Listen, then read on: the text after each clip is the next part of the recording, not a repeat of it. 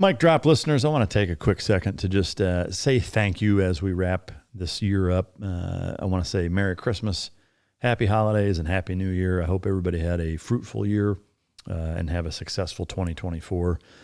Most importantly, I just want to thank you guys for tuning in show after show and giving me an ability to bring you the amazing stories that these incredible guests that come on this show have. So from all of us here at the team at Mic Drop, to all of you out there listeners, thank you. Merry Christmas, Happy Holidays, and Happy New Year. And they looked at me like, Stewart, you ready to go in the morning? I was like, wait a second, the guy just died. But that was like my introduction to naval aviation and, combat aviation. You don't stop because someone dies. I think flying is one of those things that some people treat like a science and some people treat like an art. And for me, it was an art. I mean, I grew up around aviation. Dad was a recreational pilot, and so I'd always go flying with him. It was just in my blood. The number one reason is I just wanted to fly. I just wanted to fly fighter jets. We would fly what's called combat spread, which is about a mile apart. You're having to look at your airspeed. You're having to look at how much G's you're putting on the jet because it all affects the bomb's trajectory. You pickle too early, the bomb's not getting the target. You pickle too late, you can be caught in the frag pattern when you pull off. I remember looking around thinking, and I am in a jet on a boat in the middle of the ocean. This is the craziest thing I've ever done. Still today, I put our pilots against theirs, and that's what it's going to come down to is the man in the cockpit.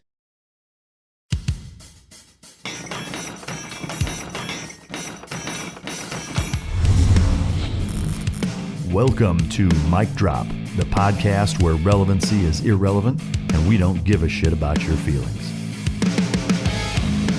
Ladies and gentlemen, as always, it's both an honor and a pleasure to welcome my next guest to the podcast. He spent 11 years on active duty as an F-18 Hornet pilot, 12 years as a reservist. He did 3 carrier deployments, 1 TAC-P deployment, and 1 JSOC deployment. He was a TOPGUN instructor, and he's now an author of Unknown Rider, which we're going to talk about, as well as the Battleborn series. He taught Maverick how to get inverted. Ladies and gentlemen, welcome to the podcast, Jack Stewart. Thanks, Mike. Appreciate you having me on. Yeah. Love your show. Oh, thanks for coming, and I appreciate the kind words. It's for sure humbling to have somebody like you listen to the show and to come on. So thanks for joining us. What's the last full book that you read? Last full book that I read. I read so much. I usually have a hardback that I'm reading, and then I have an ebook, and then I have an audiobook that I'm listening to, and it kind of depends on where I am. So I can tell you right now I'm reading the last Tom Clancy novel by Don Bentley called Weapons Grade. Oh, okay. And the last one I finished. I also read books that aren't published yet. Oh, really? One of my friends, Del Roll, he's a retired Green Beret, retired CIA case officer, and he's trying to break into the business. So he always sends me his stuff to read. That was probably the last one I finished. All right. Yeah. What's the worst vacation story you have? Worst vacation story? Pretty much anyone that involves my kids at Disney World. It's vacation for them, but it's not for me. It's like I need another 3 or 4 days after that. How old are they? Right now they're 17, 15, and 11. Oh, okay. Yeah. But back when they were little. Yeah, that shit's fucking. Yeah, you're chasing them around everywhere. Yeah, no doubt. What's your normal AM routine on a day when you're in town and just kind of a run-of-the-mill day? Yeah, normally I'm an early riser, so I usually get up before 5, put on a pot of coffee, and I usually just spend a few minutes scrolling social media, and checking out, I guess, X and Instagram and stuff, and then I sit down with what I started writing the day before, kind of read through, get back into a story, and then just start writing. Yeah. And I usually do that, for a few hours in the morning before the kids, take off for school. Yeah. And then you're a Southwest pilot. I am, yeah. Rotation wise, what does that look like? Days on, days off? It varies, but on average, I would say we work 3 days on and then 4 days off. Yeah. So I've got 4 days at home. Usually with my seniority right now, I'm in the middle of the week. So I always joke that, I have so much seniority that I'm home every Wednesday, which usually means I'm working on the weekends. Yeah. But yeah, usually, Friday, Saturday, Sunday, I'm flying and AM trips, which means start early in the morning and end in the afternoon. Yeah. Well, I definitely want to get into some of the just pilot questions, general pilot questions that I know I have, and I think a lot of people will, but we'll get to that here in a bit. Where were you originally born and raised? So I was born in Fullerton, California. Most of my family was from Southern California, the Orange County area. Both my parents graduated from Cal State Fullerton. And not long after I was born, we moved up to Washington State and lived in a couple places there. Lived in Yakima, lived in Wenatchee, and then kind of settled in the Seattle area in a suburb called Bothell. Oh, okay. And that's where I went through elementary school, middle school, high school, and then haven't lived west of Texas since graduating high school. Oh, wow. Did you have siblings? I had one sister, older sister. What about sports? Did you play sports growing up? I did. I was a runner and a swimmer. Oh, so okay. I ran cross country. I ran long distance track, mile and 2 mile, and then swam. How would you characterize your grade point average, generally speaking? In high school, it was pretty good. Yeah. I mean, I was focused in high school, and so it wasn't a 4.0, but it was pretty close. Yeah. College, not so much. Yeah. Yeah. Well, so, I mean, I think most people, at least I guess my expectation or understanding of, I mean, anybody that even gets into flight school, like, I guess it's surprising to hear that you didn't do great in college and still managed to become a not just a pilot, but a fucking fighter pilot. Yeah. How do you kind of explain that? You know, I think flying is one of those things that it's some people treat like a science and some people treat like an art. And for me, it was an art. I mean, I grew up around aviation.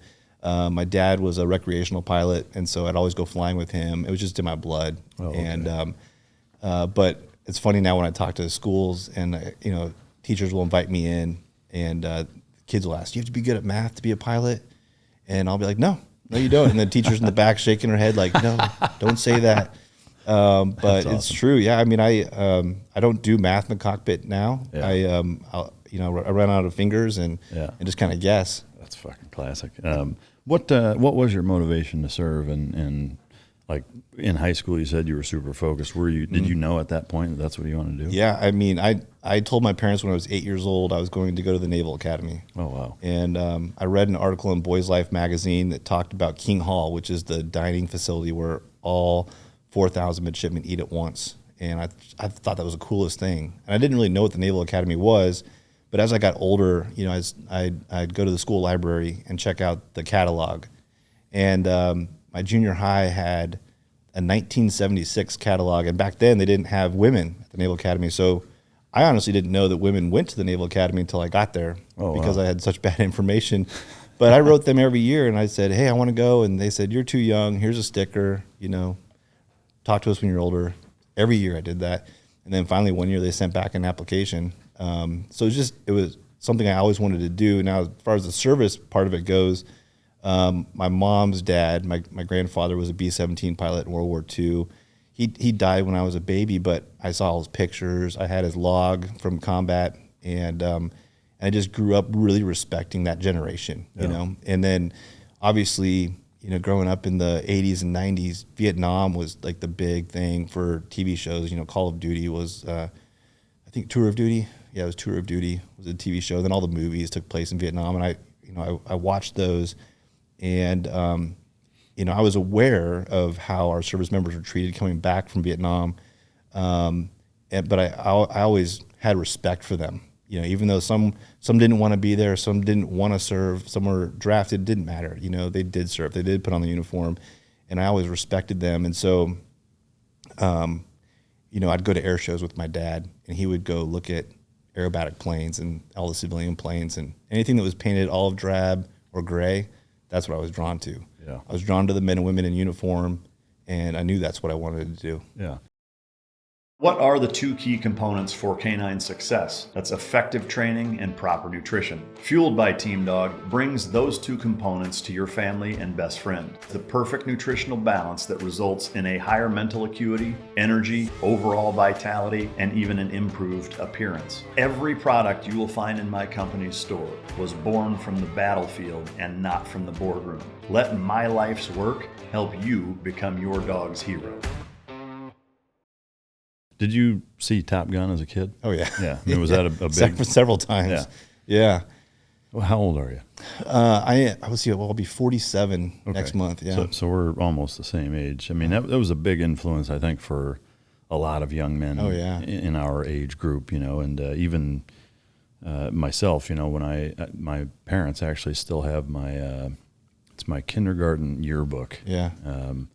And they ask, what do you want to do when you grow up or whatever? And I put Navy pilot. Yeah. Which is kind of That's funny because I think in my yearbook I said I wanted to be a Navy SEAL. So no we shit. got something in common there. That's fucking great. Yeah, that's awesome. All right, so you graduate high school, or I guess you apply to the academy. You got in, I assume? I did, yeah. Yeah, I got accepted to all the service academies. Again, I just wanted to serve. Yeah. So I applied to Air Force, West Point, Coast Guard, but Navy was where my heart was. Yeah. And so that's where I went. Yeah.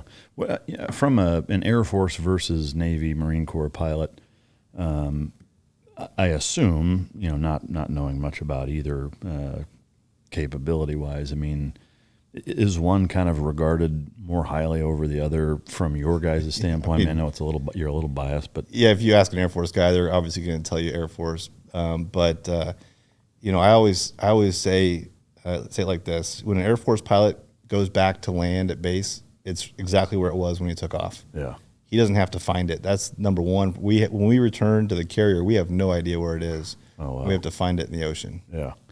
So you tell me what's better. I guess from when you're looking to, as a high school kid, I guess, what was your thought process of saying? I know you said your heart was in the Navy, but do you know why it was and not the Air Force? Just thinking of if you want to be a pilot, it seems like the Air Force. Yeah, it would. I mean, it definitely would. The Air Force, if you want to be a pilot, that's where you go, right? But I was always drawn to the ocean. Yeah. I mean, I think everybody who has served in the Navy probably is in one way or another. I still to this day, when I'm on the ocean, I feel peace. Yeah. I know a lot of guys, I've did so many cruises, I don't need to go on a cruise, but I'll go on a cruise with my family and look out over the water and just, feel calm. Yeah. So, so the Navy, to me, the history there really drew me to it. The Air Force didn't exist until, after World War II when they broke away from the Army. So there is history, but it's just not the same. It doesn't go back to wooden ships and, pulling into ports of call around the world. And no, I'm tracking. Obviously, I'm a Navy guy. All right. So when you went to the academy, expectation versus reality, what was that like? Yeah. I think I had this vision that everybody that went to the Naval Academy went for the same reasons that I did. And that was to serve and to be the best officer possible when you graduate. There were a lot of people that went there for different reasons, whether it was their parents went there, or their siblings went there. They were recruited to play sports. They wanted to play Division I, but they couldn't, go to the bigger school. And I think during that 4-year time, you started to realize that, maybe I'm too serious and maybe they're not serious enough, and everyone kind of balances out. Because the ones who I thought weren't serious at all are some of the ones that are now still serving, commanding aircraft carriers and stuff like that. Yeah. And the ones that were really serious, got out after 4 years.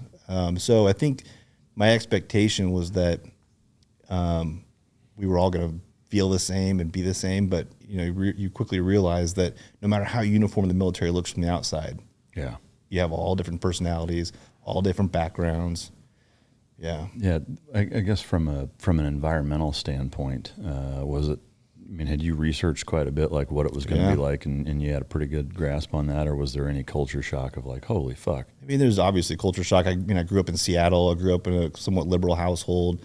Sir and ma'am was not the norm for me, so there was that culture shock of just going in the military, which anybody experiences. I had an opportunity as a high school student to go for a week in the summertime, and they kind of give you a glimpse into what it's like to be a midshipman at the Naval Academy. Yeah. And so I knew what to expect from that regard. Yeah. But as far as 24/7, 365, being a uniformed service member, that was a shock to me. Yeah. From a challenge, physically speaking, was that kind of what you expected, or was it harder or easier? No, I mean, I was, again, I was a competitive swimmer, runner, so I didn't have a whole lot of difficulty in that aspect of the physical traits. And plebe summer, which is essentially like our boot camp, every morning we do PT with the entire class. So all 1,000 kids, out on the athletic field. And we had, I'll never forget, it was a Navy SEAL senior chief, and he rode in on a Harley. What was his name? Man, I can't remember what his name was. That's awesome. But there's other guys pretty iconic, I think, at least in the community. Stu Smith is he was a company officer there, and so he was always present. There was a few other guys from that community, but he put us through the ringer. I don't think I've ever done so many sit-ups and flutter kicks and stuff in my life, but physically it was pretty easy out because I was in really good shape then. And did you run or swim there, sport-wise? No, I didn't. No, I started out swimming, but quickly realized everybody there has got a scholarship. I don't need to swim to keep doing it. So I just started playing intramurals. And I tried boxing. I tried rowing. Intramural football, and rowing's a fucking kick in the dick. Oh, that was terrible. The first competition I did, they were called erg sprints. The rowing machines. Yeah. And it was, I remember, where were we? Philadelphia or something. We go up to this gymnasium. And it's full of all these rowing machines, and there's a big board up, and you can see your boat up there, a little icon as it moves across, and you just start rowing, and you're sprinting as fast as you can, and trying to win, and everyone's vomiting and falling off the rowing machines when they're done, and we hadn't gone anywhere. You don't move an inch. I've got a protection dog client whose son was went to Dartmouth and was on the rowing team there, and I went and spoke there a few years ago, and got to hang out with their rowing team for an afternoon and watch a workout and whatever. You want to jump in? I was like, well, fuck no, I don't. But watching them, it was just like, holy shit. Yeah. This is a whole different fucking level. I'd always heard that rowing was tough, and I was like, whatever. Yeah. And then I saw the practice, and I was like, man, these guys are fucking legit. Yep. That's no joke. Is there a specific tradition that stands out at the academy that you kind of look back fondly on? Man, because it seems steeped in tradition. It does. There's a lot. Yeah, there's a lot of tradition. A lot of it was, kind of a harassment, for the plebes. One of the things that they give you right when you check in is called Reef Points. It's this little book, and it has little kernels of information. Stupid sayings that you have to memorize, and somebody could come up and ask you, they'd ask you how long you've been in the Navy, and there's this big long thing that you have to recite. And I was like, why are they doing this? And it wasn't until I was in flight school years later that I realized why they did it, because they wanted you to learn how to memorize things and to be able to recite them under pressure. Yeah. So, those are traditions that, I've used later on in life, but it's not something I do daily. I don't go to my kids' rooms and wake them up and, ask them to recite this stuff. Yeah. But some of the traditions that mean a lot to me are things that, now when I go back, we have in Bancroft Hall, which is where all the midshipmen live, in the very front, when you walk in, it's called the Rotunda. And there's these stairs that go up into a room called Memorial Hall. And you look up the stairs, and you can see the flag that says, "Don't give up the ship," right? Do not give up the ships, right up there. And right below that, in a case covered in glass, are the names from every class of graduates who died in combat. And every class has a plaque with their names on it. And so for me, a tradition when I go back and I take my kids and we walk in there, and it's a somber time, just to remember the people that came before me and the sacrifices they made for this country. And so it's one of the things I took away from that place was, it didn't matter whether you're a graduate from, 1900 or a graduate from 2011, your service is remembered. Yeah. What year did it start? 1845. 1845. Yeah. Forgive my naivete. I've never been there, but when I kind of imagine, I've seen, some pictures and stuff, but, it's like this old East Coast, campus facility kind of thing. It almost gives me like a Harry Potter vibe. Yeah. Like, is there anything to that? Like, yeah, it definitely feels that way because it's, they are old historical buildings. And there's a ton of monuments and different memorials on campus, and each one means something different. Letting you guys live there. Yeah. Yeah. I mean, you're, like I said, all 4,000 midshipmen live in one building with different wings, and it's the largest dormitory in the world. I mean, Yeah. Is there any tomfoolery that goes on at night? Yeah. Like, I mean, Yeah. how do they keep 4,000, late teens, early 20s kids from not fucking around, or they just don't? I mean, there's rules, and if you get caught, you get in trouble. But people, are still going to do it. There's there's ones that are fun, harmless things, and then there's ones that aren't so harmless and fun. Can you give us a couple of examples of each, or one of each? So we had these things called recons, and it was usually done before a football game, where you and a couple of your friends would dress up in camouflage and paint your face up, and your goal was to go hang a sheet poster somewhere, or we have a bell tower. Sampson Hall is where history and English departments are. It's at the other end of Stribling Walk from Bancroft Hall, and you have to break into the building, and you have to scale up the tower, and ring the bell and hang up a poster and not get caught. That kind of stuff was fun. That kind of stuff was, it kind of helped us break up the monotony of academy life. And then we had these, I don't know if they still have them, but they were uniformed police officers, and we called them Jimmy Legs. And they would always try to catch you. And so they're on campus? Oh, they're on campus. And now I think it might just be all MAs and Marines that guard the academy. But yeah, these guys would drive around campus, and if you were out past curfew or whatever, they'd turn on the lights and try to grab you, and you'd try to run away. And I remember one year somebody, Jimmy Legs, jumped out of their car and started chasing them, and one of their friends jumped in the car, drove it into Tecumseh Court, which is right in the middle of Bancroft Halls, where we have our big formation, and turned the siren on, locked the door, and shut it. That's fucking great. Yeah. So awesome. that was kind of fun stuff we would do. Yeah.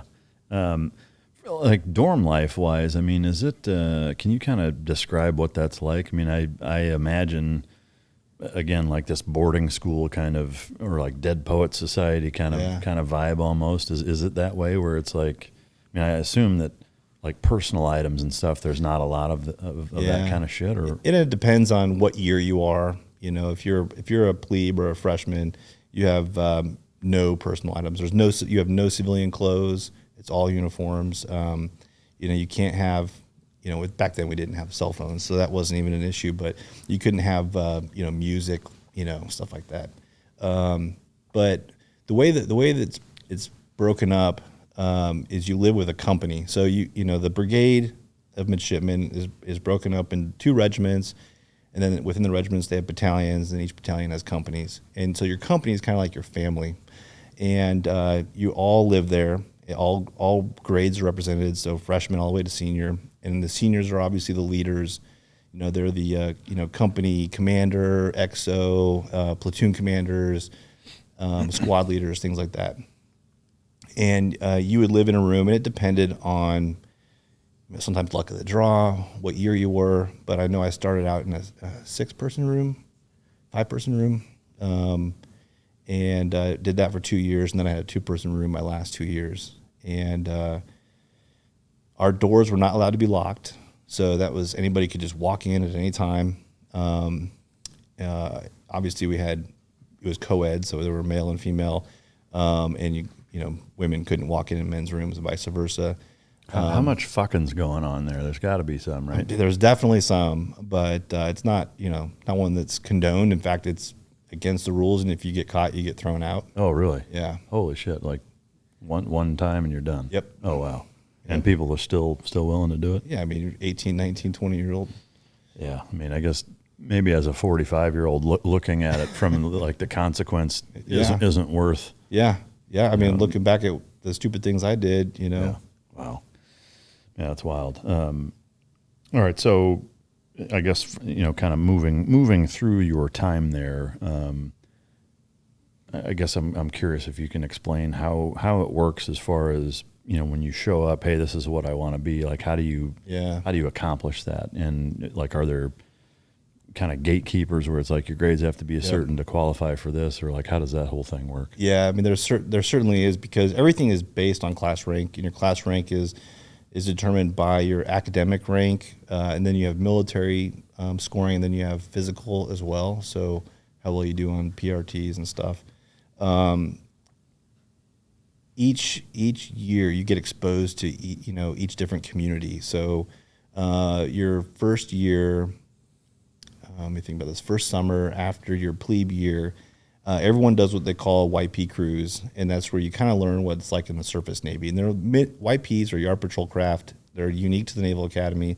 They're basically like miniature destroyers with no armament or anything. And the midshipmen will do every job from, helmsman, you're driving it, lee helmsman controlling the throttles, navigator, you're managing lines. I mean, all the normal seamanship stuff that you would expect a sailor to be able to do. And we would usually have enlisted sailors on and officers that would basically be in command. We'd go as a flotilla from the Naval Academy through the Chesapeake Bay, and we ended up in New York City. We ended up in Boston, and so that was your first exposure to the Navy, right? What it's like not at school, and then you start to go out and branch out to see what the real Navy is like. So then you go to a time on a Navy ship somewhere. So I went on an amphib out of San Diego, and I had a running mate who was a petty officer, and I just followed him around, saw what he did, and kind of learned what it was like in that community. You'd have opportunities that you could go on submarines for a summer cruise, and people would do full, month under the water on a submarine, and they just follow the running mate around. They have aviation cruises, so you could go to a squadron, see what life in a squadron's like. And are you picking, or do they say everything's based on your rank? So you would choose like what you wanted, you'd rank them, and then based on your class rank, they'd assign you something. I got you. For me, I for whatever reason decided I wanted to be a Marine, and so I did. And this would be my summer before my senior year. I did what was called Leatherneck, and it was a month in Quantico, and you're running around the woods, you're shooting guns, you're doing land navigation, small unit tactics, and then we do mock wars, where you're carrying. I was the SAW guy, so I was running around with that, and it was fun. I had a blast, and then I spent a month with the FMF, with the Fleet Marine Force, 2 weeks with a light armored reconnaissance battalion. Driving LAVs, storming the beaches off of LCACs and hovercraft and stuff. That was pretty fun. And then 2 weeks with a Huey and Cobra squadron. Oh wow! Both in North Carolina. So I had that experience. And one guy, he got invited to try out for the stay platoon. The sniper platoon. So he made his own ghillie suit and got to work on stalking and stuff. And yeah. So it was really, you kind of drove what you were interested in. The guys that were gravitating towards special warfare, they would go to dive school, they go to jump school. They had a thing called mini buds, where they would go out to Coronado and kind of get put through a miniature training. And then right before your senior year, you rank what your choices are, and there are certain ones that required somebody from the community to say, yes, we want this person. NSW was one of them. The Marine Corps was one of them. But it didn't matter what it was. Like I had to sit down with a couple of pilots and explain to them why I wanted to be a pilot. At the end of the day, I decided, had fun being a Marine for a summer, but that was it. I just want to fly jets. And so I put Navy pilot number one, and I had to explain to them my reasons. And they said yes or no. And do you remember your number one reason? Number one reason is I just wanted to fly. I just wanted to fly fighter jets. And we were talking about the difference between Air Force, Marine, Navy, jets. Marine pilots all go through the same flight school we go through. They wear the same wings, and so I kind of tell them they have a little bit of Navy stink on them. They're not real Marines, they're just sort of fake Marines. And I've got a lot of really good friends that are Marine pilots, so I can say that. But they're Marines first, yeah. Right? And I just want to be a pilot first. Yeah. So That makes sense. Grade wise, like even though they weren't great, they were good enough. Yeah, I was right in the middle of my class, and I wasn't even the last person to pick jets. So or pilot. Yeah. How many students are in a class? 1,000? About 1,000. Yeah. So it's not like most high schools or colleges where there's way more underclassmen than upperclassmen. It's pretty. Yeah, no, it stays pretty consistent. You start off, I think we start off like maybe 11 or 1,200, and then kind of whittle it down. Yeah. Over the 4 years. Yeah.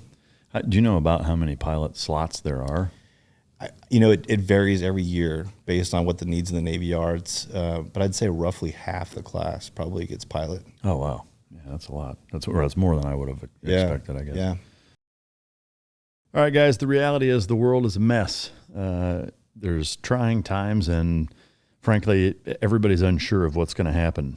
This is where contingency medical steps in, and they save lives day by day by providing access to emergency packs of antibiotics for ordinary ailments like urinary tract infections, ear infections, strep throat, and more.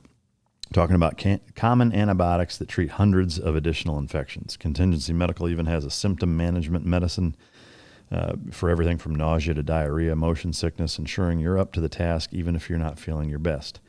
The Ready Pack Plus, which is my go-to, has a host of different antibiotics in it that are frankly going to cover you for all different types of emergencies. And as most people know, in times of emergency or national crises, medical infrastructure is one of the first things to be weakened or be very, very difficult to get a hold of. And something like a simple staph infection or infection of any kind can be something that can go horribly wrong really, really quick without the proper medication. So Contingency Medical, they provide access to board-certified physicians for guidance on effective treatment. Plus, the prescriptions are shipped from a licensed pharmacy, so you know you're receiving quality care from start to finish. Also, Contingency Medical offers free shipping on all packs, so there's no reason to delay. Now is the time to prioritize preparedness. Do not wait. Go to contingencymedical.com/micdrop now and enter promo code MicDrop, all caps, all one word, for $20 off your pack. That's $20 off any pack at contingencymedical.com/MicDrop with promo code MicDrop. Contingency Medical and its products are not intended as a substitute for professional medical treatment or advice. Consult with your healthcare provider. We all have busy lives these days and can't afford to waste a day stuck on the couch because of a few drinks the night before. Z-Biotics pre-alcohol is the answer we've all been looking for. How do you use it? Step 1, have a Z-Biotics. For the best result, make Z-Biotics your first drink of the night. Step 2, drink responsibly. Pace yourself, hydrate, and get a good night's sleep. Step 3, enjoy tomorrow. Wake up feeling refreshed and ready to take on the day.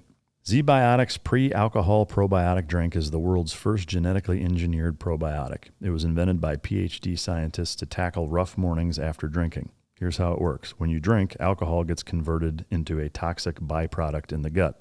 It's this byproduct, not dehydration, that's to blame for your rough next day.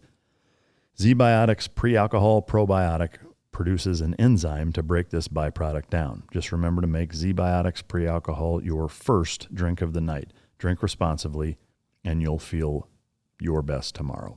I don't drink a lot. In fact, I rarely do it. It's usually a special occasion. Because of that, it usually affects me pretty negatively with the exception of using this, and this is why I'm a big fan of this product. If I got family coming into town for Christmas, etc., I like to have a few drinks with them. What I don't like is how it makes me feel. Z-Biotics has managed to save my ass more than once as far as that goes, and I can't recommend this stuff enough. This holiday season, give your friends and family a gift they will actually want to use with Z-Biotics. Go to zbiotics.com/MicDrop, all caps, all one word, to get 15% off your first order when you use MicDrop at checkout. Z-Biotics is backed with a 100% money-back guarantee, so if you're unsatisfied for any reason, they'll refund your money, no questions asked. Remember, head to zbiotics.com/MicDrop and use the code MicDrop at checkout for 15% off. I want to thank Z-Biotics for sponsoring this episode and our good times. All right, so you get picked up for that. How do they just tell you at a certain point your senior year? Or? Yeah, there's a selection day. Your company, so your class, that's so all the seniors in your company will meet in what we call a company wardroom, and it was like our living room basically. and the company officer would read off our names and tell us what we got. And some people were really happy, and some people were really sad. I mean, I seen grown men cry, from those things. They wanted to be a pilot and ended up as a SWO. Yeah, or wanted to be a Marine and ended up as a SWO. That's even worse. That's surface warfare officer. I know sometimes I get hammered in the comments for using TLAs, 3-letter acronyms, which in itself is a TLA. Yeah. Oh, the irony. I can imagine. I mean, that would be devastating. I would think, because that's years and years of not just planning on something, but working towards something, and the difference between flight school and being a surface warfare officer is pretty fucking significant. Very significant. Yeah. So I mean, that would be tough. Yeah. We ran into guys all the time because there's not very many SEAL slots. There's like fucking 10 of them. Right. And so most of the guys who want to be SEALs from the academy don't get those spots. At least initially. I mean, I know 2 of my good friends, they started off as surface warfare officers and then ended up becoming SEAls. Yeah. Oh, nice. Yeah. All right. So at what point in your senior year is that? It's in the first semester, in the fall. So you would get like a little pin, that you'd wear in your uniform to kind of signify what community you're going to. Yeah. And then I can't remember how much later, but there's an actual service selection night.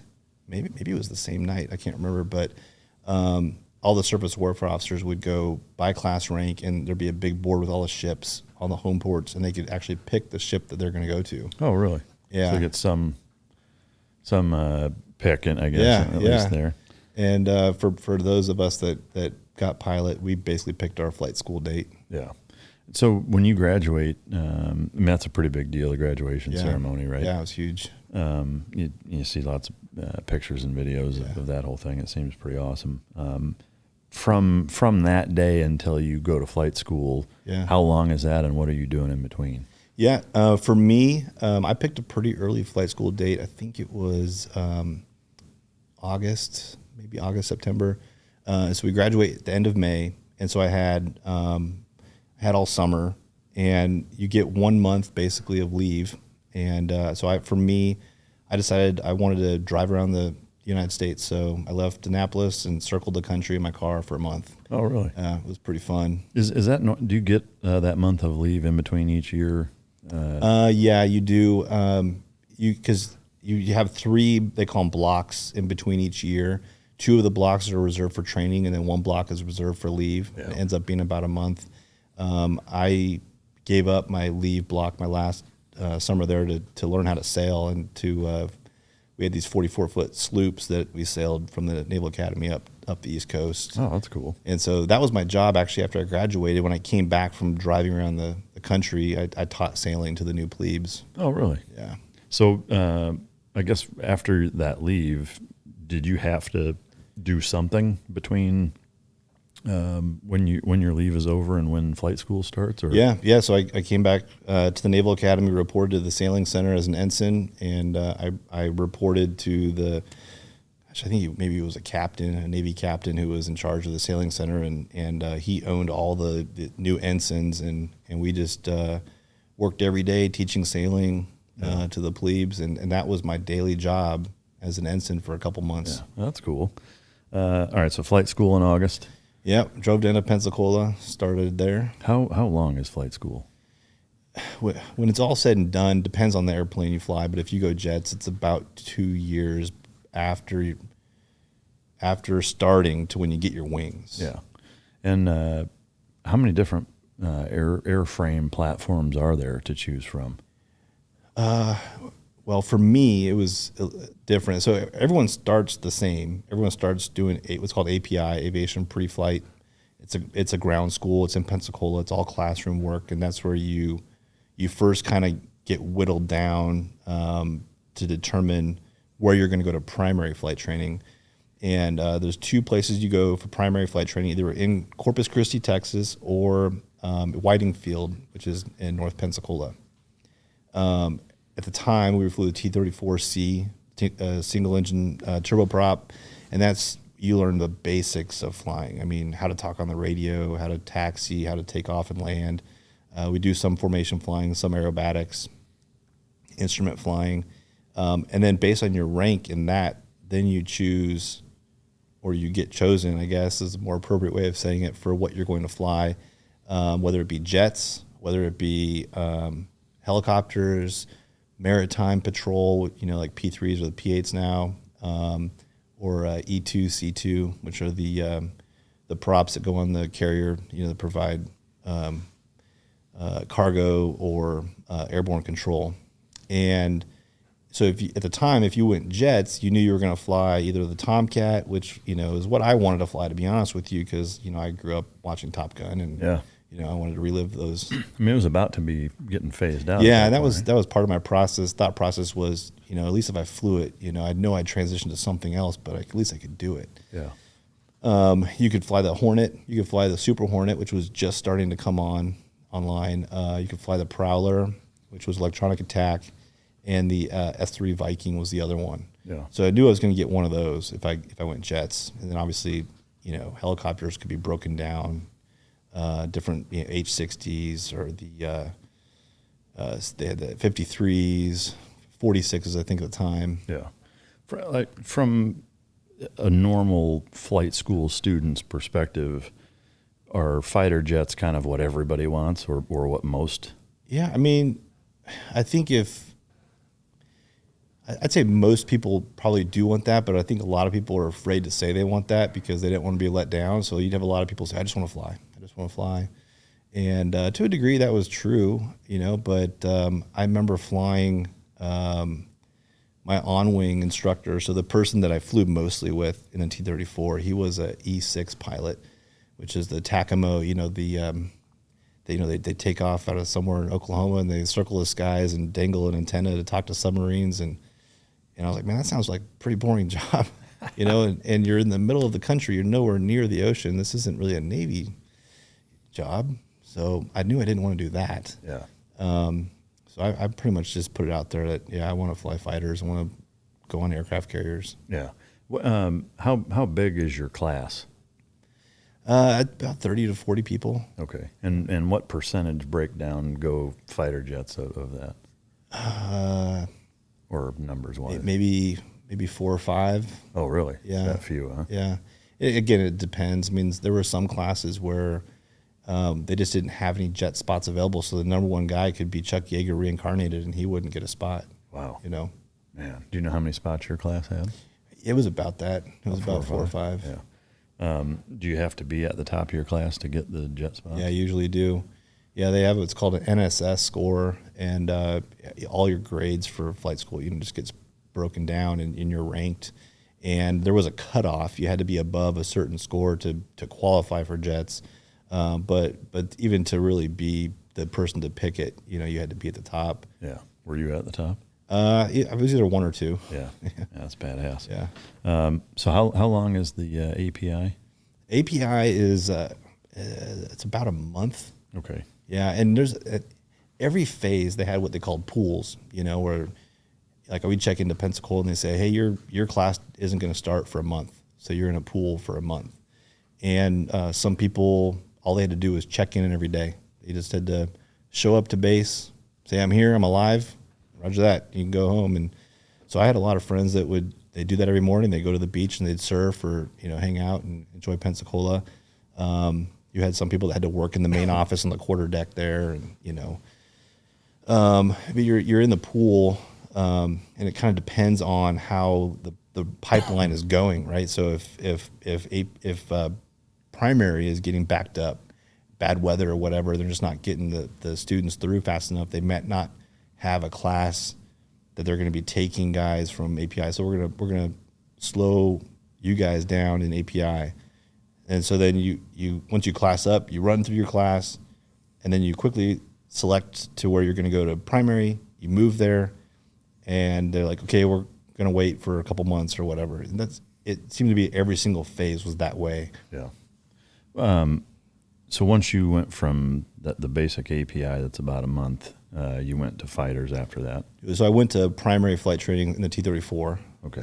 So I moved to Corpus Christi, moved there right around Halloween, and didn't start class until after the first of the year. Oh, wow. So I was in a pool for a while. And then I finished that primary flight training around May. Oh, really? So it's 5 months? Yeah, it's about that primary. And then from there, that's where you select jets or where you helicopters or whatever. Oh, okay. So in that 5 months, you're learning the T-34, but at that point, you could even switch over to helicopters. Well, everyone goes through the T-34. Okay. Yeah, and then so everybody has fixed wing time, even the helicopter pilots. And then from once you finish primary, then you pick helicopters or jets or whatever. Okay. So from primary, then you stayed there, or you went back to Pensacola, or? I moved to Kingsville, Texas, which is pretty close to Corpus Christi, but it's the middle of nowhere, and that's where the jet training is. It was either there or Meridian, Mississippi, were the 2 jet training bases. Yeah. And how long is that? It's about a year. The training itself is about a year, so not inclusive of any kind of pools or anything. Yeah. So I moved to Kingsville. It had to have been around May, and I finished up. I got winged the next May. Okay. So in that year training, can you describe what all you go through? I mean, yeah. And how big the class is and what your days are like. Yeah, the class is about 20 guys or so. Every day is different. I mean, you start off with ground school. So in every single airplane you fly, whether it be the T-34 or the 737 I fly now, you start off learning about the systems and how the plane works. And there's tests and you have to learn emergency procedures, which is where all that brief points training at the Naval Academy came in handy, because you have to be able to memorize this stuff verbatim and recite it verbatim. So you do the ground school, and then familiarization was the phase they called it, and that's where you're learning basic takeoff, landing, how to fly in the pattern, landing pattern, just how to fly the jet, plain and simple. You do a basic navigation, so they would put a hood over your canopy so you can't look outside, and you're just looking at your instruments, and you've got a chart, and so you have to navigate from point A to B, without looking outside. So again, simulating bad weather, which for me I thought was a really cool experience when you'd fly an approach somewhere, and the instructor would tell you to take off the hood, and you look up and there's a runway right in front of you, and you're like, oh man, this actually works. It's kind of cool. That'd be fucking dicey, I would think. Yeah, it would be hard to trust everything at first, at least. At first, it is for sure. And the difference from going, when I first went to jets, everything happens so much faster. I mean, the first flight, I remember, I don't think I actually crawled my way back into the cockpit until we'd landed. I was just so far behind the jet the whole time, because it just moves so much faster. But once you get used to that, you start thinking faster, and you start thinking ahead more and knowing what's coming up. And I guess that's why they put you through each phase is kind of built so that you're building on the last one, But you do all the navigation stuff. We did low-level navigation, so you're learning how to now, at high speeds, 500 feet and below, how to spot different terrain features and how to navigate. We'd fly full routes. Usually it was in the southwest of the United States, so Arizona, California, that area. We did bombing, so just learning how to just, no bombing computers, no smart weapons, just pointing the nose of the dirt and dropping a bomb and trying to hit a target. I can only assume that's fucking difficult. Can you talk about that, like the challenges and what that's like? Yeah. It's interesting. So the very basic bombing building block that we build everything off of is called circle the wagons, and you're basically just circling a target, and you imagine an inverted cone, right? Or I guess just a cone with a pointy end at the target, and you're on the edge of it, and at some point you would have a roll-in heading. We'll call it north. So I want to aim at the target pointed north. And so you learn how to overbank your aircraft. So you're almost upside down, pulling down to the target, rolling out, and now you're having to look at your airspeed. You're having to look at how much G's you're putting on the jet, because it all affects the bomb's trajectory. Sure. And then the altitude obviously is the big one, because if you you pickle too early, the bomb's not gonna hit the target. You pickle too late, and if it was a real bomb, it could, you could be caught in the frag pattern when you pull off. So there's a lot of stuff that you're looking at, and we call it the wire. You're just flying down the wire, waiting for that right moment where everything just lines up, the airspeed, the altitude, the G's, and everything. I mean, I can only imagine it varies person to person, but is there a number of repetitions that it takes to get to where you feel like, I guess for you personally, where you kind of had it figured out, where you were accurate enough?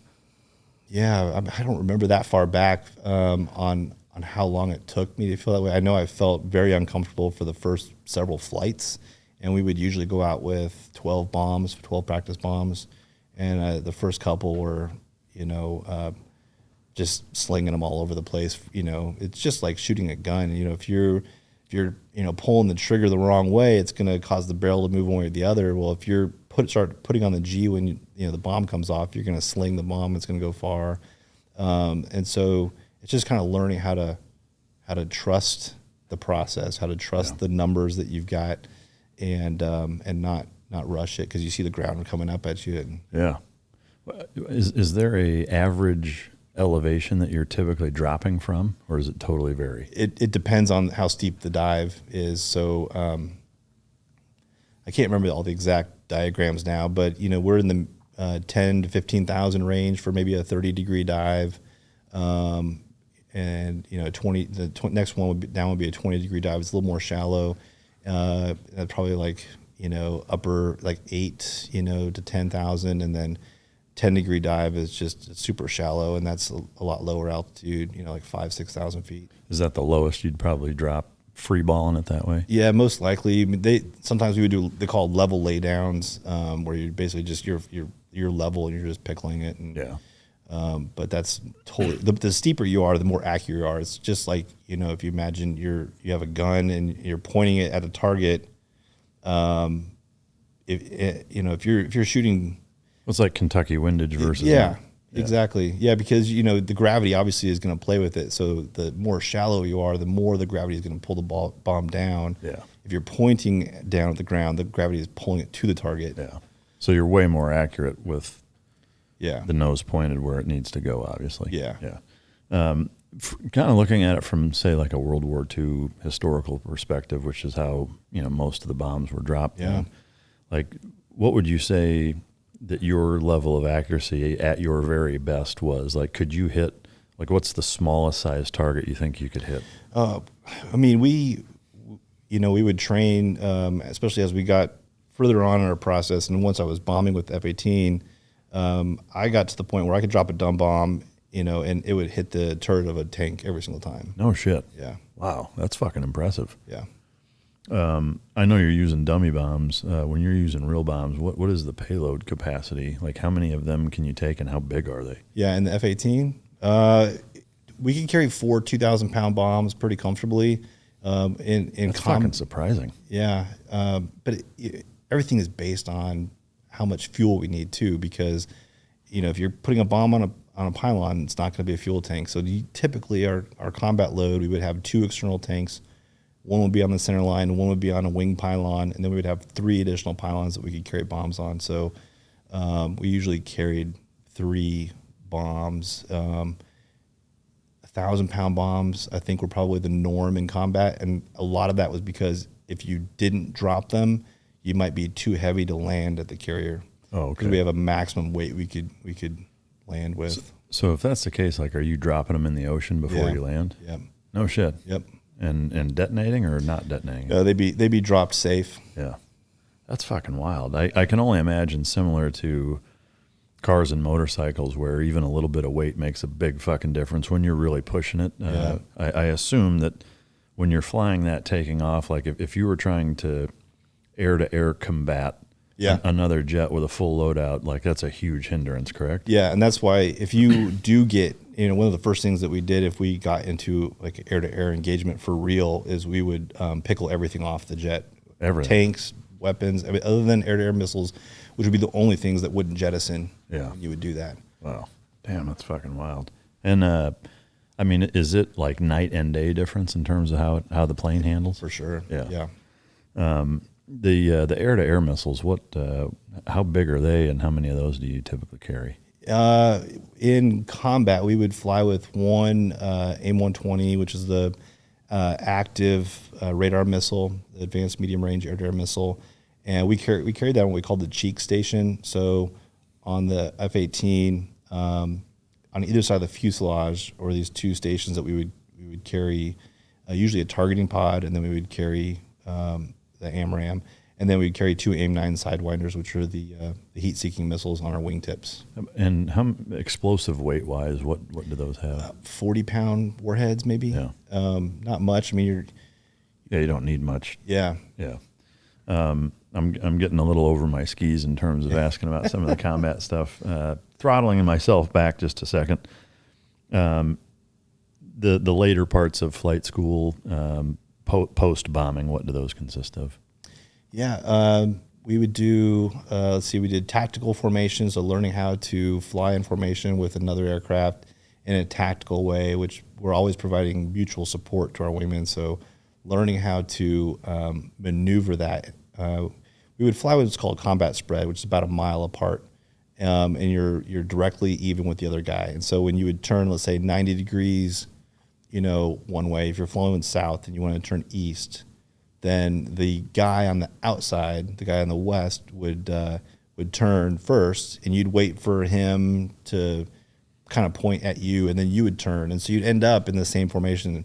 It's a lot of angles and geometry and stuff that people who are good with math could probably understand a little bit better than I could. It was just, for me, I was like, okay, yeah, that's about right, Yeah. So you learn how to fly a tactical formation. You learn how to do aerobatics in formation. A lot of that, not a real tactical application for. It's just kind of learning how to control the jet better and be more more in tune with it. We would do aerial gunnery. So there would be a jet that would tow a banner, and you would fly a pattern. The T-45 didn't have guns, but when they were flying the A-4s that actually had a gun, they would actually shoot at the banner with actual guns. We just kind of simulated it. And then we would do air combat maneuvering, dogfighting, one-on-one. We do a 2v1 where two students would fight one instructor. How big? I mean, obviously you see Top Gun, like that's kind of the deal with it. Yeah. It seems like, from a reality standpoint, like the likelihood of actually combating other airplanes in that fashion in a real world application are it's pretty slim. It right? is, yeah. I mean, yeah. And I know historically, like in Vietnam, there was a lot of it.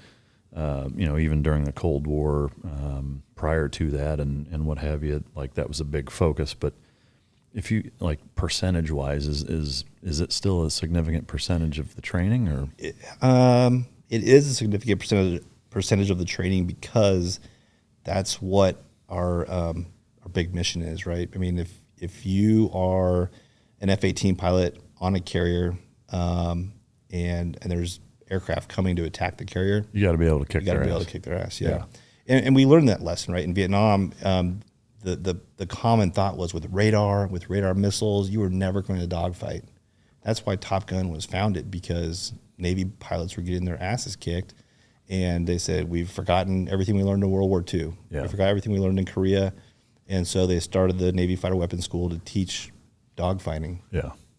Whether you're on active duty or retired U.S. military veteran, you probably remember being issued a pair of Wiley X protective eyewear. As a veteran myself, I had a pair of Wiley X glasses that did an amazing job protecting my sight out in the field while I did my job protecting our country. But the reason they work as well as they do isn't an accident. Family owned and based in the United States, Wiley X was founded 36 years ago by U.S. Army vet Miles Freeman Sr. Wiley X truly understands the unique needs of men and women who work and serve in life's harshest environments, and that's why they spare no effort in making the best protective eyewear on the market. In fact, all Wiley X eyewear is tested to meet the most rigorous testing standards for safety and optical clarity, allowing you to work and experience life to its fullest. But you don't have to be a U.S. service member or work in unforgiving environments to get a pair for yourself. Whether it's the great outdoors, hunting, fishing, shooting, working around the house, or putting in an honest day's work on the job, Wiley X has you covered. If you believe in protecting what matters, stock up this holiday season at wileyx.com. Wiley X protection for life. Do you have trouble sleeping or staying asleep? Is poor sleep negatively impacting your life? Have you tried other sleep supplements with no success? As we know, sleep is the foundation of our mental and physical health. When you sleep well, you perform at your best mentally and physically. Proper sleep can also increase focus, boost energy, and improve your mood. I'd like to introduce Beam's Dream Powder, a science-backed hot cocoa for sleep. And if you know me, you know that Dream has been a game changer for my sleep. Sleeping is, as I get older, I notice it's one of the most important things to both my recovery and productivity. And today you get a special discount on Beam's Dream Powder, their science-backed hot cocoa for sleep with no added sugar. It's now available in chocolate, peanut butter, cinnamon, cocoa. It's got 15 calories, no sugar.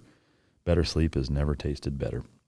It's tested for high-quality efficacy and formulated to ease your body into rest and support all 4 stages of the sleep cycle to help you fall asleep faster and stay asleep longer. No grogginess. It's an all-natural blend of reishi, magnesium, L-theanine, apigenin, melatonin to help you fall asleep, stay asleep, and wake up refreshed. Beam Dream is easy to add to your nighttime routine. Just mix it into hot water or milk froth and enjoy before bed. If you want to try Beam's best-selling Dream Powder, get up to 40% off. That's 40% off for a limited time when you go to shopbeam.com/micdrop. All one word, all caps. Use code MICDROP, MIKEDROP at checkout. That's beam.com/micdrop and use the code MICDROP for up to 40% off. I want to take a second to talk about something near and dear to my heart, and that is a staunch supporter of this podcast, which is Bub's Naturals. The hat sitting in front of me here on our coffee table here in the studio belonged to Glenn Doherty. His nickname was Bub. I did 2 platoons with him, and his childhood best friend and another colleague of theirs, Sean is the best friend, TJ is their colleague, started Bub's Naturals, which is a collagen and MCT oil company in Bub's or Glenn's honor. And, for me, it's an absolute honor to be sponsored by and working with a company that, was started in the honor of one of my closest friends and a guy that I went to war with. And, the Bub's brand is not only super quality, collagen powder as well as MCT oil powder, but they also give back to the Glenn Doherty Memorial Foundation. They donate proceeds from their product sales to the Glenn Doherty Memorial Foundation, which, to me just furthers, the mission set on Veterans Day. They give 100% back. So I do believe it's the best collagen on the planet. I like to mix it in with morning coffee. The MCT oil powder, the same thing.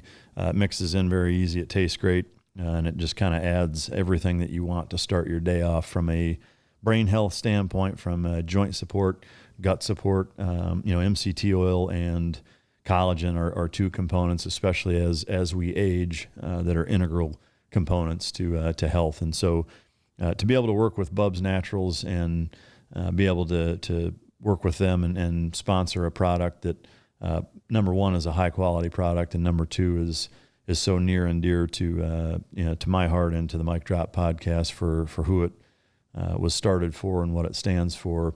It's just it's an amazing place to be. So it is Whole30 approved. It's sports certified, so you're not going to run into any problems with that. And I will say that right now they're offering 20% 20% off if you go to bubsnaturals.com and use the Mic Drop code. So I really highly encourage you to try it out, incorporate it into your day-to-day for joint health, for brain health, for cognition, for gut health, and to support an amazing organization that does a lot of things in Glenn Bub's honor. So go to bubsnaturals.com. Mic Drop is the code, 20% off. Before we get into that, the finishing process of flight school, I guess. Yeah. What's the last part of it? Go into the carrier. You go to the aircraft carrier and land for your first time by yourself. How fucking dicey was that? Yeah, pretty. Well, so for me, it was my experience was a little bit unique in a sad way. Unfortunately, my on-wing instructor, the person that taught me how to fly the T-45, he on the first day of our detachment, he was leading a group of students out to the boat. It was a job that I had later as an instructor. It was called a lead safe. The lead safe would take the students out, basically say good luck, drop them off, and then they would practice their landings. And he was leading students out and crashed into the water and died. Oh shit! And I wasn't flying that day. I was scheduled to go the next morning, and that night they had a all officers meeting, and they called everyone together and they said, hey, we lost this jet today. 2 people died. There was a guy in his back seat. And I was in my head, I'm thinking, well, they're going to cancel this, right? We're just going to go back to Kingsville, and we'll come back another time. And they looked at me like, Stewart, you ready to go in the morning? I was like, wait a second, the guy just died. But that was like my introduction to naval aviation and combat aviation. You don't stop because someone dies. Do you know what happened? Why it happened? Yeah, so the guy in his back seat, I think he was an A-10 pilot, so he was just going out for a good deal to get a ride out to the carrier, which we did quite often. And our ejection seats, you wear harnesses that go right above the knee and then right above the boot on the ankle. And those are attached to lines that when you eject, they're designed to pull your ankles or your feet back so that you don't hit the dash and lose a foot, and they're designed to pull your thighs down to the ejection seat so that you don't get seat slapped, because the ejection seat comes out so fast that it could like break a femur or something. And they have part of those, there's like a little tail that's supposed to go straight down, and I think his was in, so that when the instructor put the stick over to the side to enter the brake, which is how you come in to land on the carrier and you start your turn to downwind, that they think that stick got caught in the guy in the back seat, his harness. And so he couldn't right the jet. So it just kept rolling when he wanted to stop it, and it wouldn't. And so they tried ejecting, but they were inverted. And so they both ejected into the water. Man, that's fucking terrible. Yeah.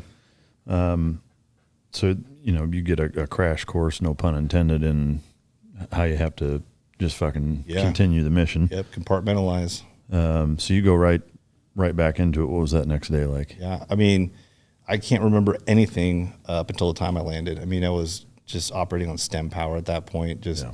Everything I'd ever been taught. Muscle memory is a real thing, because I took off. I joined a flight of 4, flew out to the carrier, entered the brake, somehow miraculously put my gear down, put my hook down, and stopped. And I'll never forget, they taxi you clear of the landing area, and they chalk and chain you, and then they hook a fuel hose up to your jet and pump you full of gas. It's the first thing they do.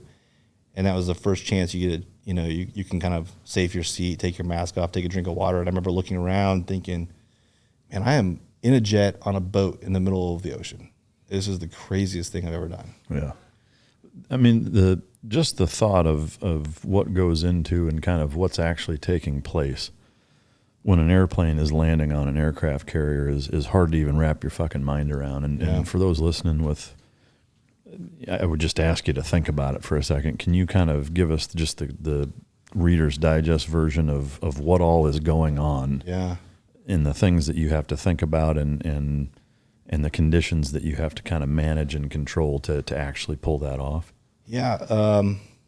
So, like I said earlier, the Air Force pilots know where their runway is going to be, and we don't. We have to find it. So once you find the carrier, that's great, but it's not stationary. It's moving. It's moving through the water, and it depends on how much natural wind there is, how fast it's moving. So I'm just going to throw a number out there. We want to have 20 knots we call it down the angle or down the landing area. And if it's natural wind, the boat could just be sitting there stationary, not moving. But if it's a calm day and there's not a lot of wind, it has to make the wind itself. So it's going 20 knots through the water.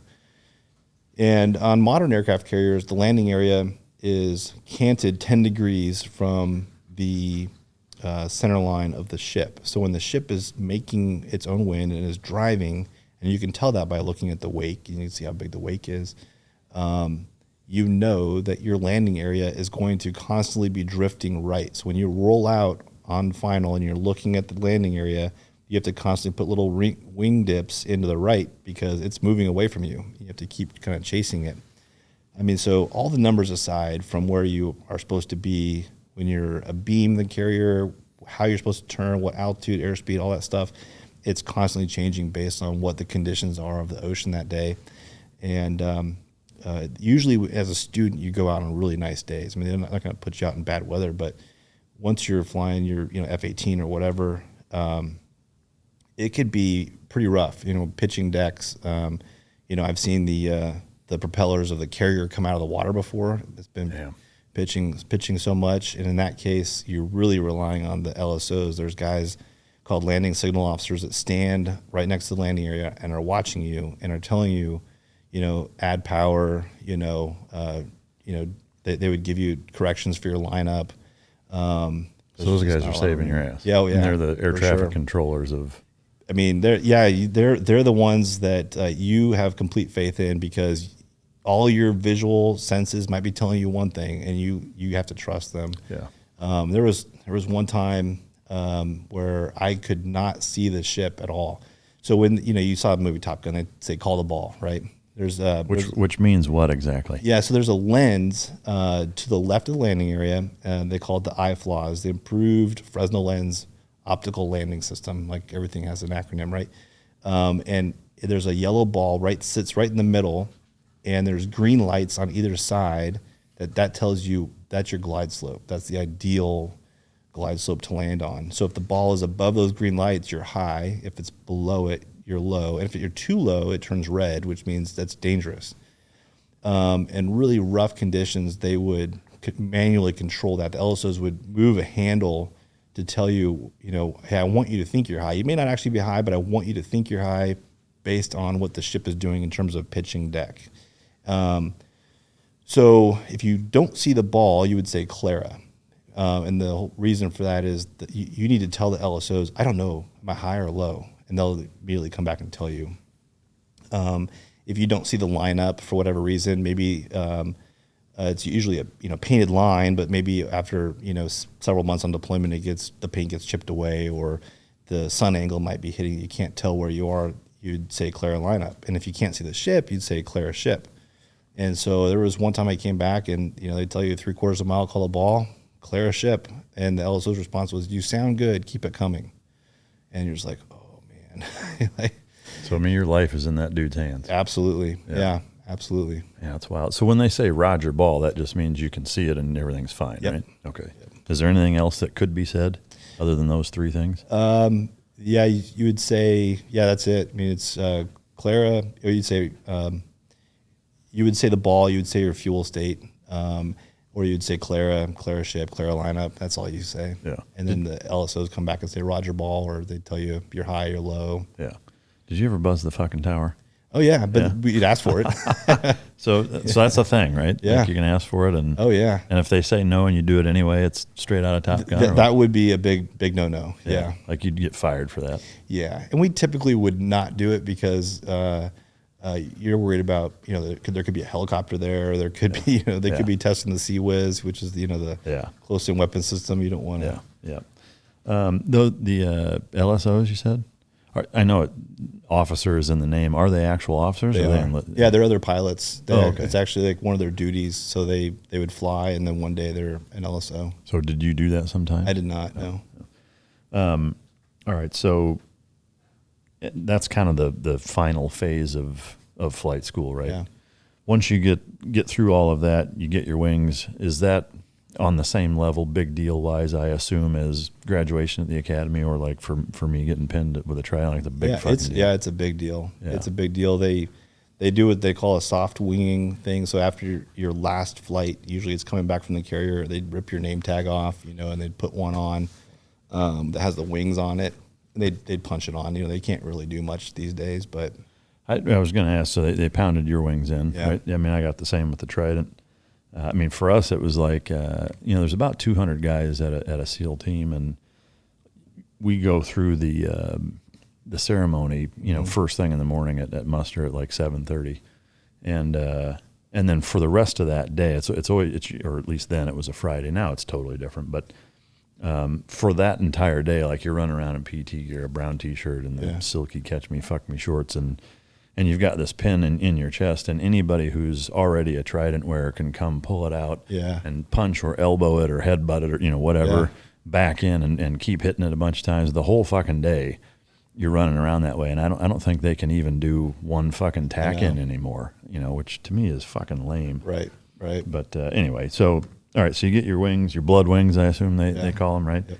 From there, how quickly are you detached to wherever you're going, and did you find out before where you were going? How does that work? No, it's after. So it's right before the wing ceremony. They would tell you where you're going, not just what platform you're going to, but what training squadron. So for me, I got F-18s. I didn't get F-14s, and the reason I didn't get F-14s is because I didn't do as well at the boat as I wanted to. So I was at the top of my class, but you had to, if you're flying Prowlers or F-14s, you had to be a really good flyer at the carrier. And are they harder to navigate or harder to land and take off? Yeah, they are. Yeah, the F-14, because the wingspan was so wide and the landing area is so, there's not a lot of room for error. Yeah. So they wanted guys that were very competent at the boat, and I was not as a student. Man, that's wild.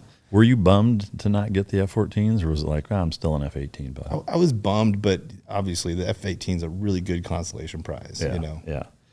One thing we didn't talk about is the takeoff and the violence that exists with taking it off. So I spent a fair bit of time on the Constellation.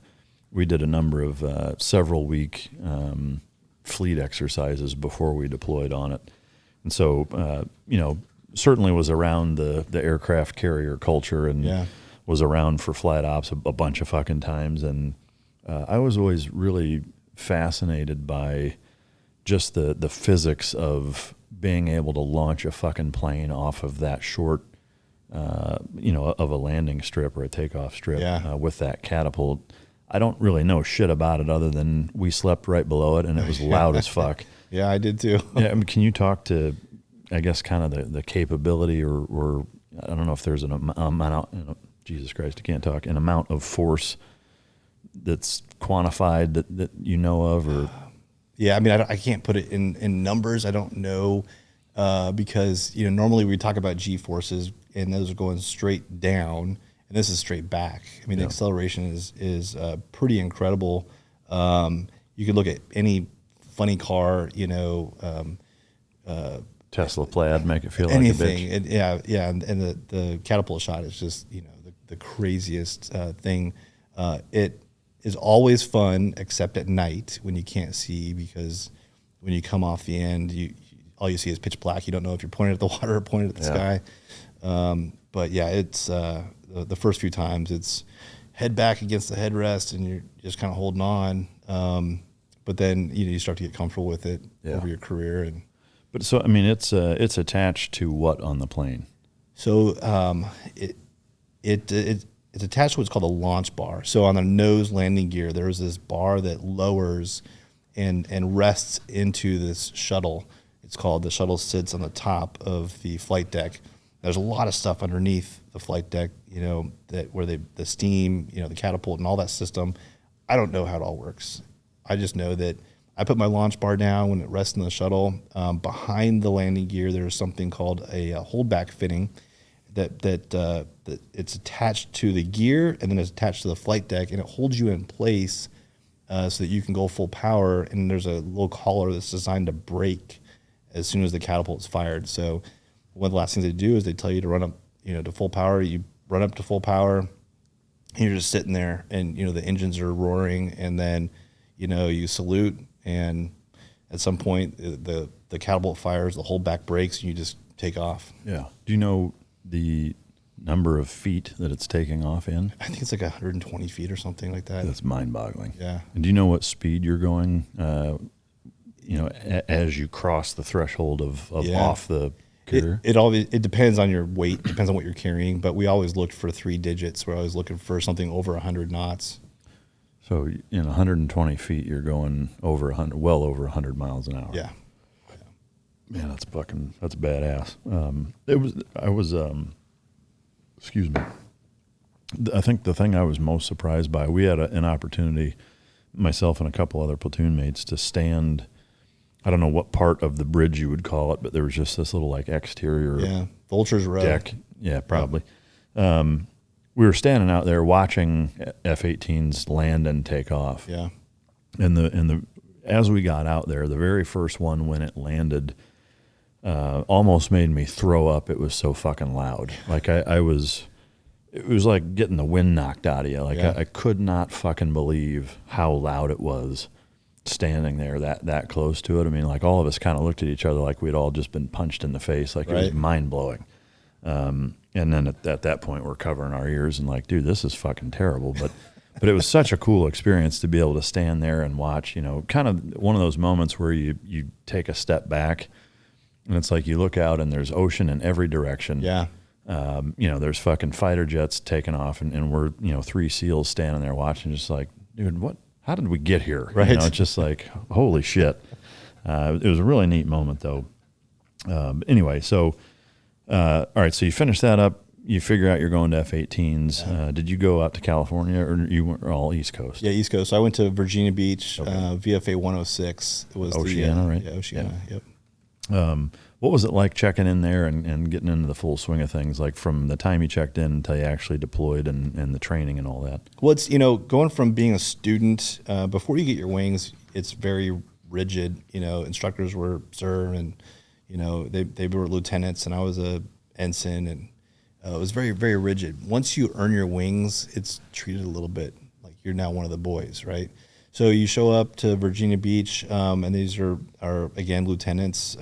They've done a sea tour, and they're coming back to now teach you how to fly the F-18.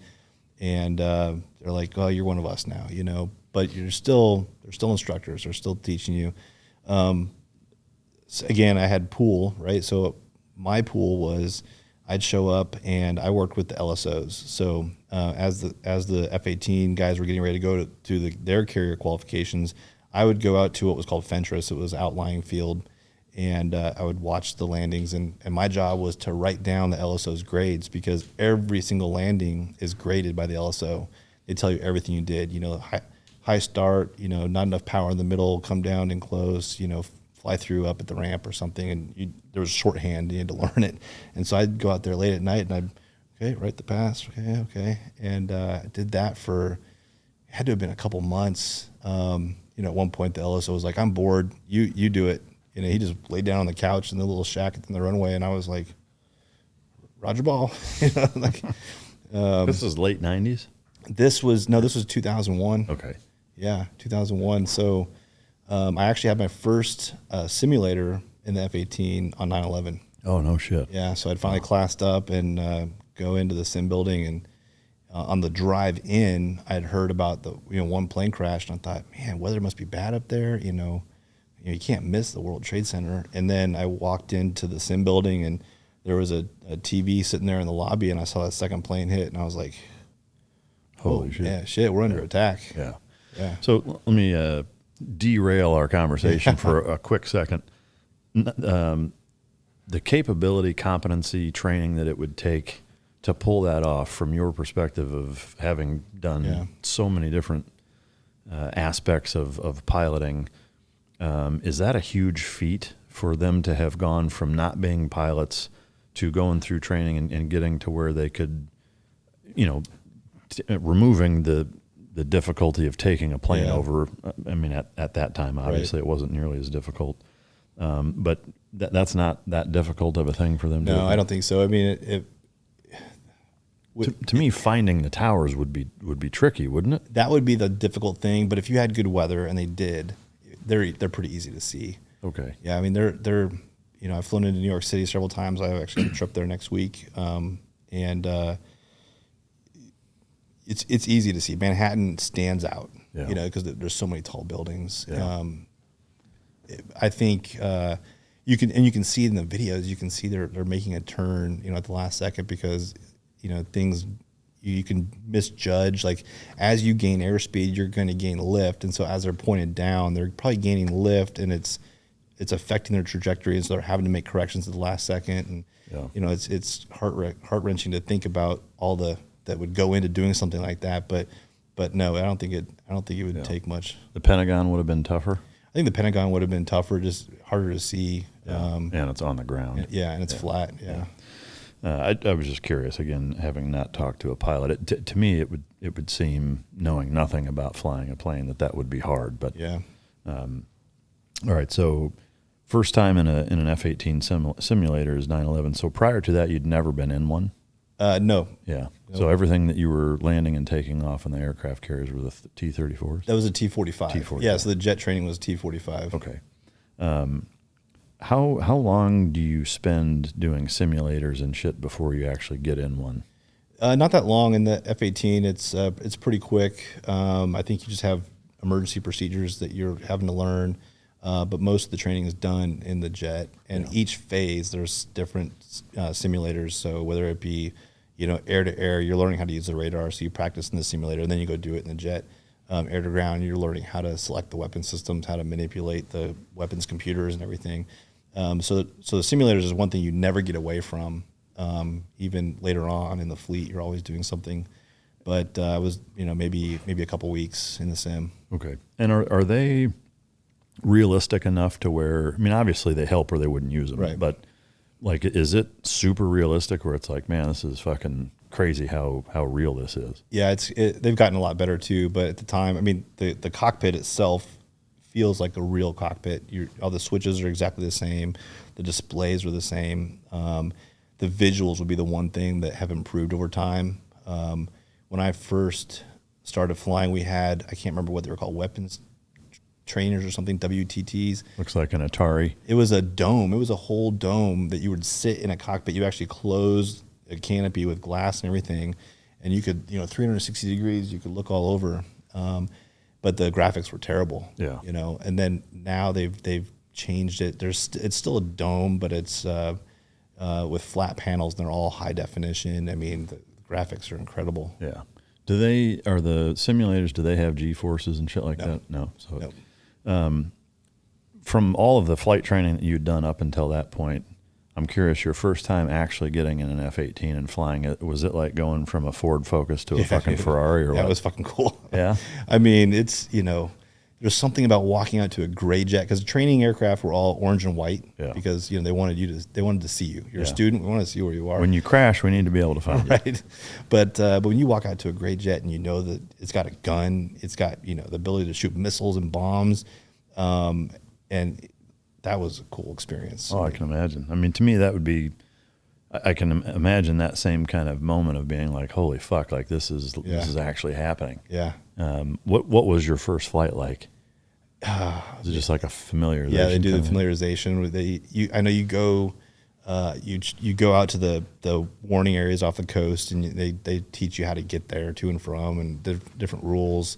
They take you to the bombing ranges to give you a tour of that. You do a lot of landing pattern work, because everything in the Navy is based on landings. Yeah. Because they could say you could go, shack your target, shoot down 2 enemy MiGs, but if you can't land on the carrier, you're worthless. Yeah, that makes sense. How long did you do training, and what?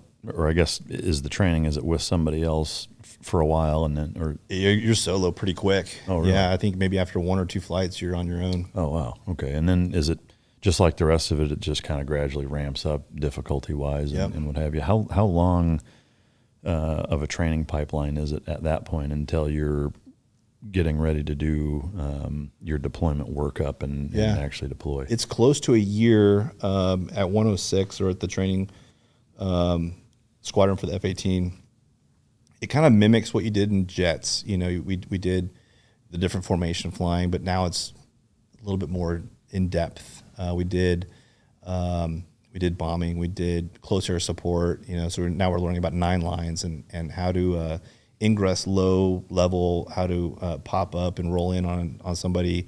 When we would do our close air support training, they would have smoky SAMs where they'd shoot little smoke up in the air, and you'd have to look for that and defend it off of target. So now we're thinking more combat, not just the stick and rudder skills, but actually applying the weapon system, which is what the F-18 is. We did aerial gunnery, we did in-flight refueling, we did dogfighting. Everything all the way through carrier qualifications. But now carrier qualifications, we're going at night, and T-45 was day only, and F-18 it was day and night. And that whole process is 10 months or so. And you go through with a class, same thing, about, 10, 15 people in the class. Yeah. And the cool thing about it is when you're a brand new guy, it's called Cat 1. So you're a Cat 1, which means you need every single flight. And then you'd have guys that were maybe doing a different assignment, and they came back to the F-18. They were called like Cat 3s. So we're going to only do a couple flights and then go to the carrier, to get current before we go out to our squadron. But I was fortunate that we had, our class leader was a former Tomcat guy, former Top Gun graduate, weapons school instructor, and he went through the full Cat 1 with us. So here we are, a bunch of ensigns and lieutenant junior grade, and we're having this lieutenant commander kind of show us the ropes on what it's like to be a fighter pilot. Oh, that's cool. And it was a really cool experience. To me, it would make sense to do that for every class, almost like a proctor where you have a seasoned dude come back and do that. Yeah, we always had a class leader that was an instructor, but it was nice having this guy that was in class with us, That's wild.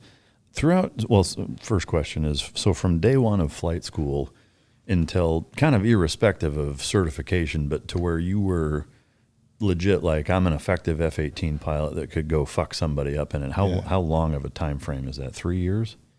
Yeah, it's I'd say about 3 years. And even once you graduate they call it the FRS, the RAG, in the F-18, and you go to your first squadron, you're treated like you don't know anything. Yeah. There's a whole other, I'm sure it's like, what is it, SQT? I'm sure it's similar when you get to your platoon or whatever they teach you, Yeah, now you're the spanker new guy. Yeah. Yep.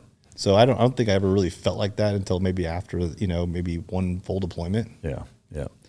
And also, I guess in that, once you finished that, then where did you go after that? So I joined VFA 87. They were also at Oceana. So I just moved down the street to another squadron. I was the first new guy that they'd had since 9/11. They were on the Enterprise on 9/11, and so the carrier was actually on its way home. And then when the World Trade Centers were attacked, the carrier turned around. So they were the first guys to drop bombs in Afghanistan in response to that. So, I show up as this new guy, and they're all combat seasoned aviators. They dropped a ton of bombs, and I was like in awe of these guys. Yeah, I can imagine.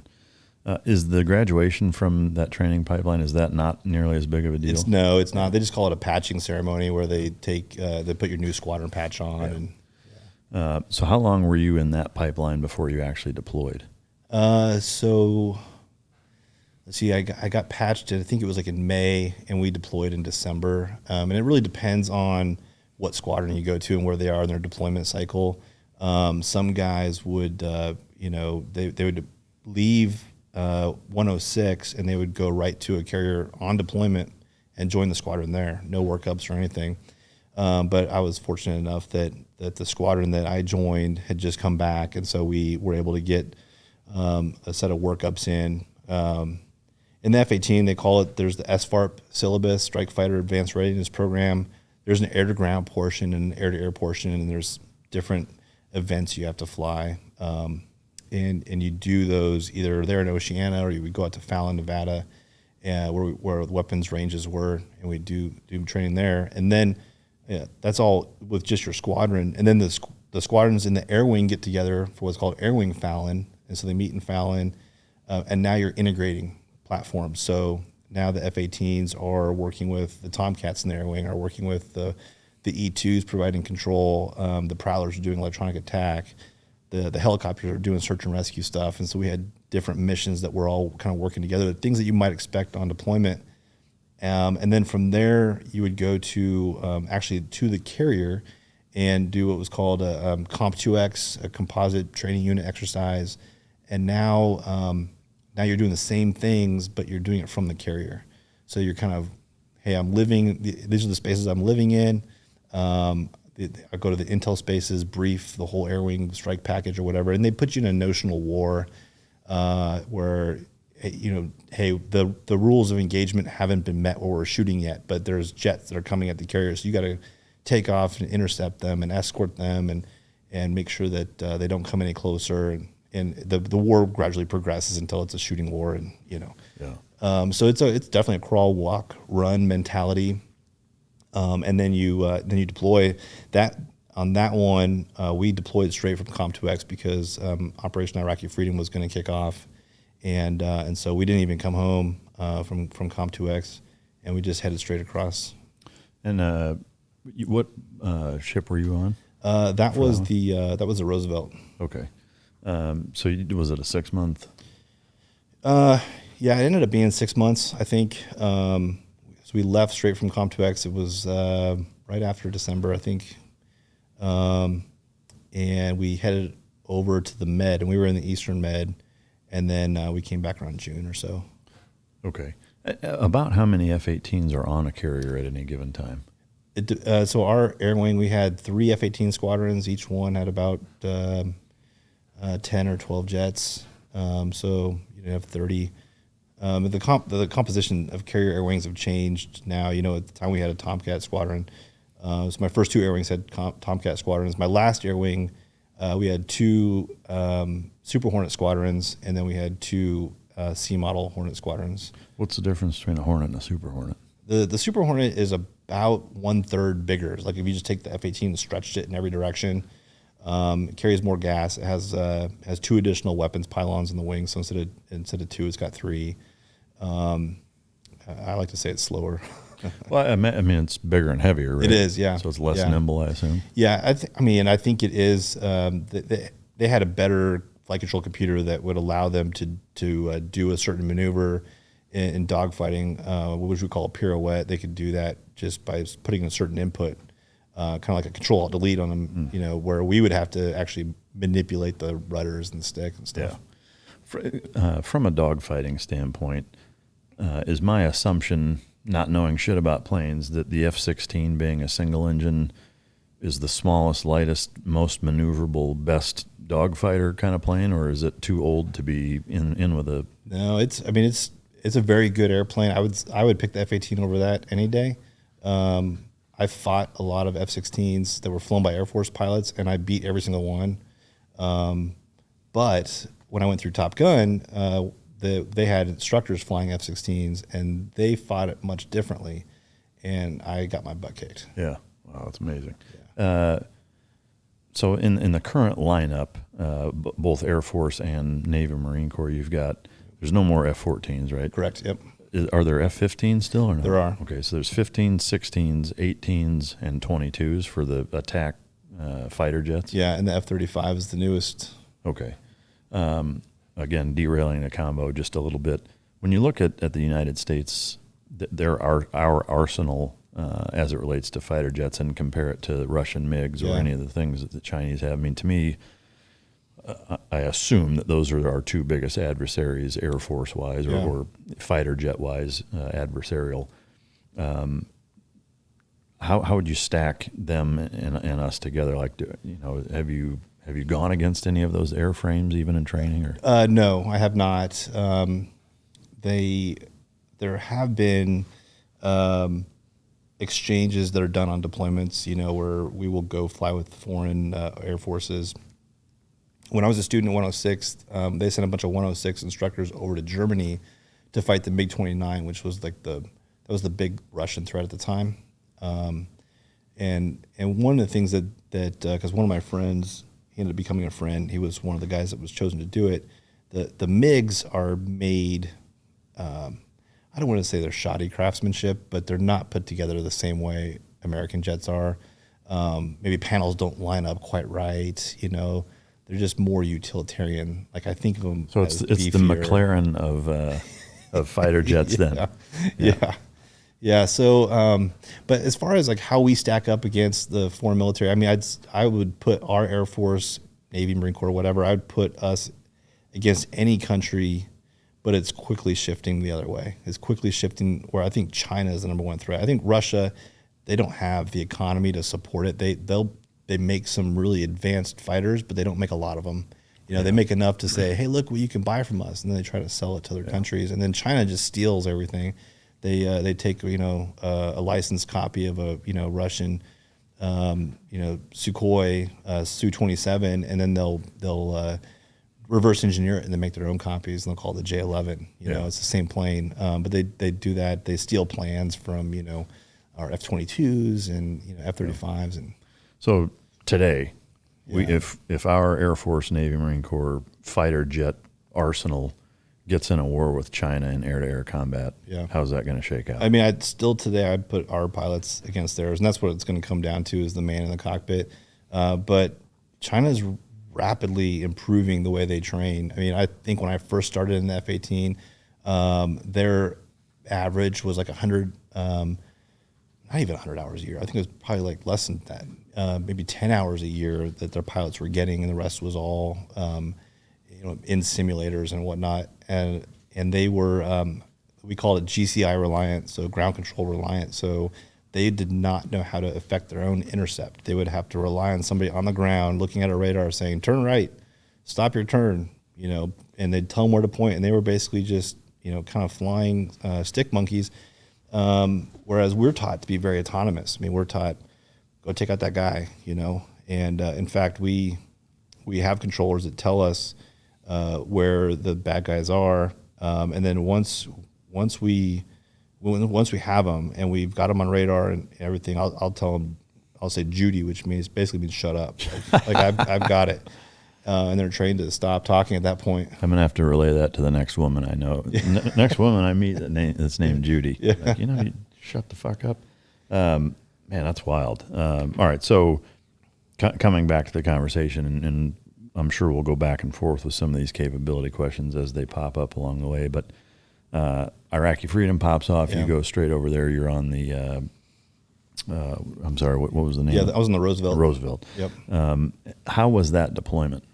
That one, I mean, the deployment was really cool because, you know, back then we obviously thought, you know, Iraq had weapons of mass destruction, and we were doing God's work. And every single mission, I dropped every single piece of ordnance I had, laser guided bombs, GPS guided bombs, joint standoff weapons, you know, Mavericks, IR laser variants. How much? Like, if you look at, do you know how many bombs you dropped? How many pounds? I can't remember. Yeah, it's not something you keep track of. No, I don't. I guess if you give a rough percentage of all of the bombs that you dropped, how many of them were close air support and supportive troops? 90%. No shit. 90%. That was so.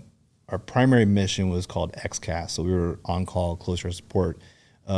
We were in the Eastern Mediterranean, so we fly through Turkey and then enter Iraq from the north, and that's where the tankers were, and we'd tank there. And then the controller, which I think was an E3 AWACS, they would push us to a kill box, and they'd say, go to this kill box, talk to this, you know, JTAC on this, you know, frequency, and you'd check in with them.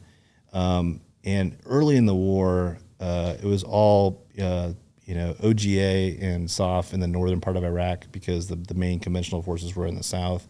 And I mean, almost every single mission we were talking to guys, and we were the only help they had. So you could hear machine gun fire in the background. Hey, we're taking fire, you know, and you could see their IR strobes, and you knew where they were, and you knew you were the only guy that could help them out.